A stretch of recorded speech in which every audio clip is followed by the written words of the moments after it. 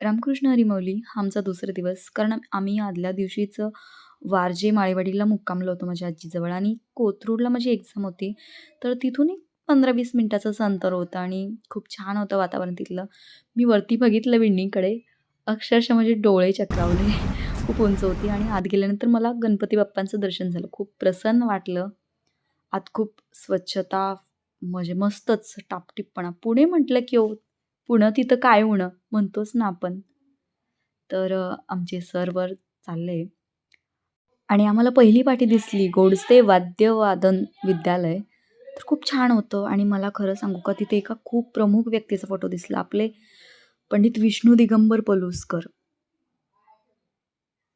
तर हे आहेत आणि तिथे बऱ्याच मोठमोठ्या कलाकारांचे पोस्टर्स होते, फोटो होते, फ्रेम करून ठेवले होते आणि एक्झामची टायमिंग आली माझी. तर आत मोबाईल अलाउड नसतो ना, त्यामुळे नाही येऊन गेले मी. तर माझी एक्झाम झाली आणि बाहेर आलो कारण आम्हाला जेवणही करायचं होतं. हे बघू शकता किती मोठी बिल्डिंग आहे. कारण मी पहिल्यांदाच गेले होते. आणि इथे बघा, इथेच राहताच पुणेकर अशी एक पोस्टर लावलं होतं. भारी वाटलं होतं कारण ट्रॅफिक होतं ना, त्यामुळेच मी काढू शकले व्हिडिओ. आणि आमच्या सरांना त्यांच्या नातवाला पण भेटायचं होतं आणि भेटून आम्ही नंतर जेवण करायला गेलो हॉटेलमध्ये. तर आम्हाला खूप रात्र झाली पोहोचायला.